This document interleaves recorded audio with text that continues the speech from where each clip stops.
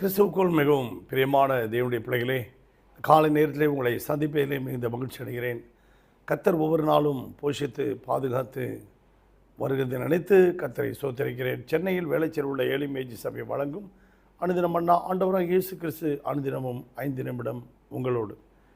அன்பு தேவனுடைய பிள்ளைகளே, மேலும் இதனுடைய விவரங்களை ஏழை மேஜி சர்ச் யூடியூப் வேலைச்சேரி என்கின்ற அந்த தகவலுக்கு போனீங்கன்னா நீங்கள் அதை பார்த்து கொள்ளலாம். மேலும் இது உங்களுக்கு ஆசீர்வாதமாக இருந்தால் நல்ல கமெண்ட்ஸ் பண்ணலாம். நீங்கள் கண்டிப்பாக ஒரு ஹோட்டலில் சாப்பிட்றோம், அந்த ஹோட்டல் சாப்பாடு எப்படி இருந்துச்சுன்னா அவங்கள பாராட்டிட்டு வருகிறோம். அது ஆண்டவருடைய நாமமே மகிமைப்படுவதற்காக தான், வேறு ஒன்றும் இல்லை. கர்த்தர் உங்களை ஆசீர்வதிப்பார். இன்றைக்கு தியானத்துக்கு எடுத்துக்கொண்ட வேத வசனம் 1 கொரிந்தியர் 6ஆம் அதிகாரம் 7வது வசனம் பார்ப்போமா? நீங்கள் ஒருவரோடு ஒருவர் வழக்காடுவதில் எவ்விதத்திலும் குற்றமாய் இருக்கிறது. அப்படி செய்கிறதை விட நீங்கள் ஏன் அநியாயத்தை சகித்து கொள்ளுகிறதில்லை? ஏன் நஷ்டத்தை பொறுத்து கொள்ளுகிறதில்லை? பாருங்கள், பவுல் சொல்லுகிறார், ஒரு பிரச்சனை வந்துருச்சுன்னா உங்கள் வீட்டுக்கும் பக்கத்து வீட்டுக்காரங்களுக்கும் ஏதாவதோ அலுவலகத்திலேயோ குடும்பத்திலேயோ கணவன் மனைவிக்குள்ளேயோ ஒருவருக்கு ஒருவர் நீங்கள் வழக்காடாதீங்க. நீ இப்படி அப்படின்னு வழக்காடி உங்களுடைய சமாதானத்தை கெடுக்காதீங்க. அதுக்கு பதிலாக ஏன் நீங்கள் அநியாயத்தை சகித்து கொள்ளக்கூடாது, நஷ்டத்தை ஏன் பொறுத்து கொள்ளக்கூடாது என்று சொல்கிறார். இப்படி நிறைய வழக்காடி தான் நம்முடைய வாழ்க்கையில் எல்லாத்தையும் இழந்துட்டு போயிட்டோம். அதனால் எதுவுமே நம்ம வழக்காடாமல் சகித்து கொள்வோம். எபிரேயர் அங்கே பார்க்கும்போது 12ஆம் அதிகாரத்தில் நாம் பார்க்கும்போது அருமையான தேவனுடைய பிள்ளைகள் இயேசு 2வது வசனம் 3வது வசனத்தில் நாம் பார்க்கும்போது இயேசு சிலுவையை சகித்தார், விபரீதங்களை சகித்தார், நிந்தைகளை சகித்தார், அவமானங்களை சகித்தார். இதை சகித்ததுனால தான் நமக்கு ரட்சிப்பை தேவன் ஆண்டவர் நமக்கு கொடுத்தார். ஒரு சகோதரி 9 மாதம் இப்படி ஒரு குழந்தையை சுமந்து கொண்டு இருக்கிறார்கள், கர்ப்பத்தை சுமந்து கொண்டு இருக்கிறார்கள். 10வது மாதம் அந்த குழந்தை பெற்றெடுக்கும்போது அருமையான ஒரு சந்தோஷத்தை பெற்றுக்கொள்கிறார்.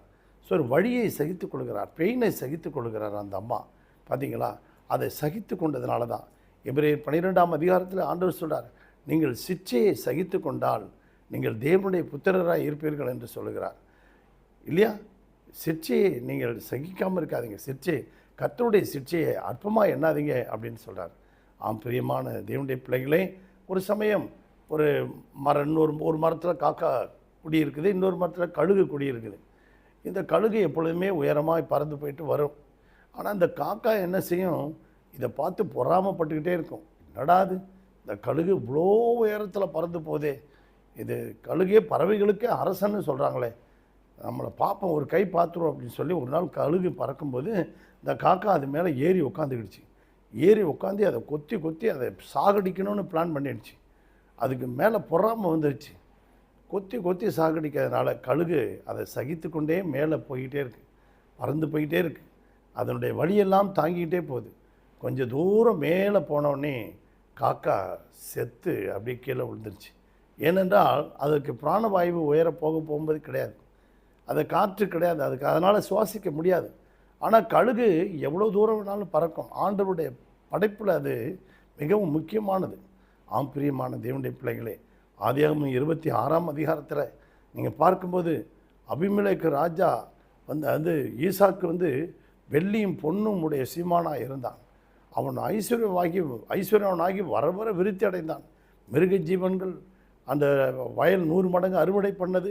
இதெல்லாம் பார்த்து அந்த அபிமெலேக்கு ராஜா பொறாமைப்பட்டு அவனை விட்டு அப்புறப்படுத்திட்டான், துரத்திட்டு போய் ஒரு இடத்துல அந்த நீரூற்றை தோண்டினான்.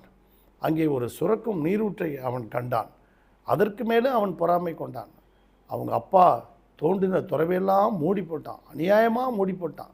ஆபிரகாம் தோண்டின துறவுகளெல்லாம் மூடி போட்டான். ஏப்பா அப்படி அநியாயமாக இப்படி பண்ணுறேன்னு ஒரு வார்த்தை கூட ஈசாக்கு கேட்கல.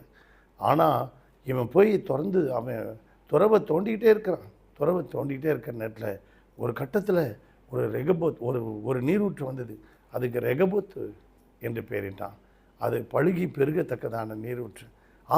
உங்கள் வாழ்க்கையிலும் அப்படி தான் அன்பு தேவனுடைய பிள்ளைகளை சகித்து கொண்டே இருந்தால், அநியாயத்தையும் அக்கிரமத்தையும் சகித்து கொண்டிருக்கும்போது ஒரு பெரிய ரெகபோத் உங்கள் வாழ்க்கையில் தோன்ற போகிறது. விசுவாசிக்கிறீங்களா? உங்களுக்காக ஜெபிக்கட்டுமா? பரலோக பிதாவே, இந்த சத்தத்தை கேட்டுக்கொண்டிருக்க ஒவ்வொரு பிள்ளைகளையும் ஆசீர்வதிங்க. ஒவ்வொரு குடும்பத்தையும் வேலி அடைங்க, அவர்கள் தேவைகளை சந்திங்க. இன்றைக்கு வேலை, வருமானம், தொழில் எல்லாவற்றையும் ஆசீர்வதியும், வேலி அடைத்து பாதுகாத்துக் கொள்ளும். இயேசுவின் நாமத்தில் பிதாவே, ஆமென். God bless you everybody. Thank you.